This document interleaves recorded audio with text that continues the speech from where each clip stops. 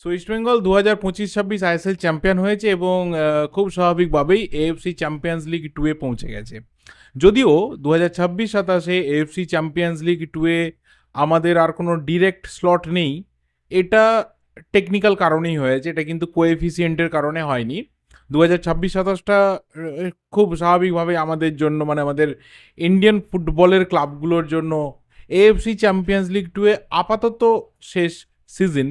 আবার কবে কোএফিসিয়েন্ট বাড়িয়ে আমরা ওপরের দিকে উঠে আসবো তার জন্য অপেক্ষা করতে হবে। কিন্তু যেহেতু এই 2025-26 সিজনে একটা টিমের মিনিমাম যতটা ম্যাচের সংখ্যা থাকা দরকার ঠিক ততটা না হওয়ার কারণে, যেটা আমাদের গ্রুপ স্টেজের একটা ডিরেক্ট স্লট ছিল আমাদের এখান থেকে, ইন্ডিয়া থেকে, সেটা কিন্তু বাতিল হয়ে গিয়ে সেটা কোয়ালিফিকেশন প্লে অফে কনভার্ট হয়ে গেছে। গোয়া তারা অলরেডি কোয়ালিফিকেশন প্লে অফে কোয়ালিফাই করেছিল সুপার কাপ জেতার মাধ্যমে। ইস্টবেঙ্গলও কিন্তু আইএসএল জিতে সেই একই জায়গাতে কোয়ালিফাই করেছে এবং ইস্টবেঙ্গলের সম্ভাব্য প্রতিপক্ষ হতে চলেছে কুয়েত থেকে যে ক্লাব আসবে, অর্থাৎ যারা কুয়েতের লিগে রানার্স আপ হবে সেই টিম। এখনও অবধি কুয়েতের লিগ কিন্তু কমপ্লিট হয়নি, মোটামুটি ওদের কিছুটা সময় বাকি রয়েছে, চ্যাম্পিয়নশিপ প্লে অফ ওদের চলছে। তারপর আমরা জানতে পারবো যে কারা আসছে। আর এফসি গোয়া তারা মিট করবে আরকাদাগকে। আরকাদাগ এর আগে আমরা জানি ইন্ডিয়ান ফুটবলের সাথে পরিচিত নাম। দুটো টিমেরই কিন্তু টাফ অপোনেন্টের সাথে খেলা রয়েছে এবং খুব স্বাভাবিকভাবে জানি যে দুটো ম্যাচ যদি আমাদের টিমরা জিততে পারে তাহলে তারা এফসি চ্যাম্পিয়ন্স লিগ 2-এর গ্রুপ স্টেজে পৌঁছতে পারবে। আর যদি জিততে না পারে তাহলে চলে যাবে এফসি চ্যালেঞ্জ লিগের গ্রুপ স্টেজে। মানে এফসি কম্পিটিশনে আমাদের এখান থেকে টিমগুলো খেলবে, জিতলেও খেলবে, হারলেও খেলবে, কোনো প্রবলেম নেই। এবং আমাদের চাহিদা থাকবে ভালো কোএফিসিয়েন্ট আমাদের ক্লাবগুলো আমাদের দেশের জন্য নিয়ে আসুক। সুবর্ণ সুযোগ রয়েছে দুটো ক্লাবের কাছে দেশের কোএফিসিয়েন্ট বাড়ানোর। কিন্তু প্রশ্নটা হচ্ছে ইস্টবেঙ্গলকে নিয়ে। ইস্টবেঙ্গল ডেফিনেটলি যেভাবে 2025-26 সিজনটা কাটিয়েছে, সেখানে যে কয়েকজন প্লেয়ারের যে ভূমিকা বা তাদের যে কন্ট্রিবিউশন একদম টপ লেভেলে ছিল, তাদের ভবিষ্যতে ইস্টবেঙ্গলে কী হচ্ছে। রিসেন্ট কিছু আর্টিকেল নিউজ পেপারে বেরিয়েছে যে বেশিরভাগ সব থেকে যারা সাফল্য পেয়েছে বিদেশি প্লেয়াররা, তারা যখন নিজেদের দেশে ফিরে যাচ্ছে তারা কিন্তু কেউই জানে না what is there future. East Bengal ক্লাবে তারা থাকবে, কি হবে, আইএসএল এর ভবিষ্যৎ কী আছে, কেউ কিছু জানে না। আর বলে রাখা ভালো যে ইস্টবেঙ্গলে কিন্তু সমস্ত বিদেশি প্লেয়ারদের সাথে চুক্তি হয়েছিল 2026-এর 31শে মে অবধি। 31শে মে 2026 সমস্ত বিদেশি প্লেয়ারের চুক্তি কিন্তু শেষ হয়ে যাচ্ছে। দেখো, টু বি স্পেসিফিক যদি বলতে হয় যে ইস্টবেঙ্গলের যে 6জন বিদেশি প্লেয়ার রয়েছে, সেই 6জনের মধ্যে থেকে 2জন বিদেশি প্লেয়ারকে ছেড়ে দেওয়ার সম্ভাবনা 101%। এক হচ্ছে সাউল ক্রেসপো, তার পারফরমেন্স গ্রাউন্ড যতক্ষণ সে ফিট থাকে খুব ভালো, কিন্তু ফিটনেস বা ইনজুরি ইস্যু এটা কিন্তু একটা মেজর ইস্যু। এবং যতটুকু সময় তাকে অন্ততপক্ষে মাঠের মধ্যে পাওয়া যায়, সেইটুকু সময় যদি তার সার্ভিস পিরিয়ড ধরা হয় তাহলে তার ইনজুরি পিরিয়ডটা কিন্তু তার থেকে অনেক বেশি। তো সেই জায়গা থেকে সাউল ক্রেসপোকে ডেফিনেটলি রাখা হবে না। এবং তার সাথে অবশ্যই অ্যান্টন সয়বার্গ, সে এসেই ছিল কয়েকটা জাস্ট ম্যাচের জন্য এবং খুব গুরুত্বপূর্ণ ভূমিকা নিতে পারেনি, জাস্ট ওই একটা ম্যাচে খুব ইম্পর্টেন্ট গোল করা এবং ম্যাচে সমতা ফেরানো ছাড়া। তার বাইরে সেই অর্থে খুব পার্টিসিপেশন হাইলি নেই, তো তাকেও ছেড়ে দেওয়া হবে। কিন্তু বাকি যে 4জন বিদেশি প্লেয়ার রয়েছে, টেকনিক্যালি যাদের কাঁধে ভর করে গোটা সিজনটা ইস্টবেঙ্গল কমপ্লিট করলো, কেভিন সিবি হয়তো চোটের জন্য আইএসএল এর প্রথম দিককার বেশ কিছু ম্যাচ খেলতে পারেনি, কিন্তু যখন থেকে কেভিন সিবি কামব্যাক করেছে তখন থেকে কিন্তু কেভিন সিবি বুঝিয়ে দিয়েছে যে শুরুর দিকে থাকলে ইস্টবেঙ্গল যে বেশ কিছু সিলি গোল কনসিড করেছে বা ডিফেন্স নিয়ে মাঝে সাঝে প্রশ্ন উঠেছে বা স্টপ গ্যাপ ডিফেন্ডারদেরকে অস্কার ব্রুজোকে খেলাতে হয়েছে, সেই প্রয়োজনটা পড়তো না। এবং বাকি 3জন তো একটা কনসিস্টেন্ট পারফর্মার হিসেবে থেকেছে। রশিদ ফাইনালে গোল করেছে, ফাইনাল মানে in the sense last match day এবং ভাইটাল ম্যাচ ডেতে গোল করেছে।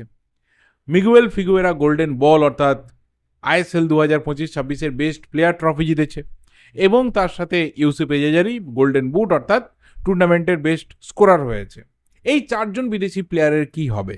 আদৌ কি সত্যি তারা জানে না যে তাদের ভবিষ্যতে কি রয়েছে?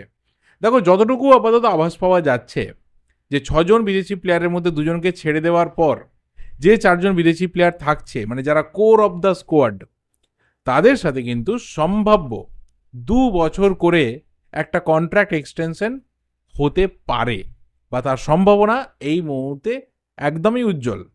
এবং সেখানে শুধুমাত্র যে কোচের একটা আগাম গ্রিন সিগন্যাল ছিল যে এই প্লেয়ারগুলোকে লং টার্মে রাখা হোক, তা নয়, ম্যানেজমেন্ট এবং সর্বোপরি সমর্থকরা তারাও কিন্তু দিনের শেষে চাইছে যে পার্টিকুলার এই 4 জন বিদেশি প্লেয়ার থাকুক, যেটা মেন আমার প্লেয়িং 11 হবে বা স্টার্টিং 11 হবে, সেখানে এই 4 জনের ভূমিকা থাকবে সব থেকে বেশি গুরুত্বপূর্ণ। এবং তার সাথে 2 জন নতুন বিদেশি প্লেয়ার নিয়ে আসা হোক, একজন এমন প্লেয়ার নিয়ে আসা হোক যে প্লেয়ারটা হয়তো centre back come defensive midfielder হবে, মাল্টিপল পজিশনে খেলতে পারবে, লাস্ট যেরকম পারদো ছিল। আর একজন প্লেয়ার নিয়ে আসা হোক, সে সেকেন্ডারি স্ট্রাইকার হতে পারে, সেন্টার ফরওয়ার্ডের ব্যাকআপ হতে পারে, বা একজন লেফট বা রাইট উইঙ্গার হতে পারে, বা একজন ভার্সেটাইল প্লেয়ারও হতে পারে যাকে নিয়ে বিভিন্নভাবে কোচ ইউজ করতে পারবেন। এবং কোথাও একটা ভালো ব্যাকআপ হবে মিগুয়েল ফিগুয়েরেরও একটা ক্রিয়েটিভ মিডফিল্ডারের ক্ষেত্রে। এরকম কিছু সম্ভাবনা কিন্তু তৈরি হচ্ছে। কিন্তু যেটা নিয়ে সমর্থকদের সব থেকে বেশি উদ্বেগের জায়গা, সেটা হচ্ছে মেন এই 4 জন বিদেশি প্লেয়ার, তাদের ভবিষ্যৎ। তবে অবশ্যই ইস্টবেঙ্গল অপেক্ষা করে রয়েছে আইএসএল এর ভবিষ্যতে কি রয়েছে। যদিও আইএসএল এর ভবিষ্যতে যেমনই কিছু থাকুক না কেন, সেটা এআইএফএফ এর হাতে থাকুক, কিছু ক্লাব ব্যাক আউট করে যাক, whatever the situation will be there, East Bengal কিন্তু অপটিমিস্টিক যে তারা এই 4 জন বিদেশি প্লেয়ারকে ডেফিনেটলি ধরে রাখবে এবং 2 বছর করে একটা কন্ট্রাক্ট এক্সটেনশন তাদেরকে দেওয়া হতে পারে। এই আভাস কিন্তু পাওয়া যাচ্ছে বা এই সম্ভাবনা কিন্তু তৈরি হয়েছে। এবং অবশ্যই নিশ্চিতভাবে প্লেয়াররাও কিছু ইন্ডিকেশন নিয়েই তারা নিজের দেশে ফিরেছে। আর না হলে হয়তো এরকম রিউমার উঠে যেতে পারতো যে চ্যাম্পিয়ন হওয়ার পর যাদের ভবিষ্যতের আপাতত কোনো রকম নিশ্চয়তা নেই, তারা অন্য যে কোনো ক্লাবের সাথে দেশে হোক বা বিদেশে তারা কথাবার্তা চালাচ্ছে। কোথাও সেরকম কিন্তু কথা ওঠেনি, ওঠার সম্ভাবনাও নেই বললেই চলে। এই 4 জন বিদেশি প্লেয়ার অর্থাৎ Kevin CBA, Mohammad Rashid, Miguel Figueira এবং তার সাথে ইউসুফ এজেজারি, এই 4 জন বিদেশি প্লেয়ারকে ইস্টবেঙ্গল জনতা আগামী 2টো সিজন ইস্টবেঙ্গল জার্সিতে দেখতে চলেছে, এরকম সম্ভাবনাই কিন্তু প্রবল। এবার দেখা যাক, ইস্টবেঙ্গলের ম্যাচের সংখ্যা বাড়বে, সিজন বড় হবে, যদি ধরে নেওয়া যায় যে ফুল ফ্লেজেড আইএসএল হবেই, আমি অপটিমিস্টিক পার্সোনালি, হবেই। এবং সেখানে অবশ্যই 13-26টা ম্যাচ হবে। ডুরান্ড কাপ রয়েছে যেটা একটা প্রি সিজন কাপ টুর্নামেন্ট, তারপর সুপার কাপ রয়েছে। যদি মাঝখানে আইএফএ শিল্ড আবারও হয় সিনিয়র মেন্স ফুটবলারদেরকে নিয়ে, আইএফএ শিল্ড রয়েছে, তো ম্যাচের সংখ্যা বাড়বে, ট্রফির গুরুত্ব বাড়বে এবং ডেফিনেটলি প্রত্যেকটা প্লেয়ারও চাইবে যে এই সিজনে যে সাকসেসটা এসেছে সেটাকে ধরে রাখতে হবে। দেখো, এরকম কোনো কথা নেই যে ব্যাক টু ব্যাক চ্যাম্পিয়ন হতেই হবে বা সবাই ব্যাক টু ব্যাক চ্যাম্পিয়ন হয়, কিন্তু প্রথম দিন থেকে শেষ দিন অবধি যে মেন্টালিটি, যে মাইন্ডসেট থাকবে, সেটা কিন্তু চ্যাম্পিয়ন মাইন্ডসেট নিয়ে ইস্টবেঙ্গল প্লেয়াররা খেলতে চাইবে। ম্যানেজমেন্টও সেই জায়গাতে কাজ করবে এবং সেই জায়গাতে যেটা দরকার যে কোর বিদেশি প্লেয়ারদেরকে ধরে রাখা, কোর স্কোয়াডকে ধরে রাখা, ছোটোখাটো কিছু বদল করা এবং তার ফলে একটা আরও স্ট্রং স্কোয়াড নিয়ে 2026-27 সিজন থেকে ইস্টবেঙ্গল মাঠে নামার চেষ্টা করবে। আস্তে আস্তে আরও বিভিন্ন রকম আপডেট হয়তো সামনের দিকে বেরিয়ে আসবে, বাট আপাতত যেটা সম্ভাবনা তৈরি হয়েছে সেটা নিয়েই কথা বললাম। বাকি তোমাদের যা কিছু ওপিনিয়ন রয়েছে রিগার্ডিং দিস থিং অবশ্যই কিন্তু কমেন্ট করে জানিও। ভিডিওটা ভালো লাগলে লাইক করো, শেয়ার করো, দেখা হবে পরের ভিডিওতে। টিল দেন, যদি চ্যানেলে নতুন হও তাহলে অবশ্যই চ্যানেলটা সাবস্ক্রাইব করে বেল নোটিফিকেশন আইকনটা ক্লিক করে যাও। Thank you and good by.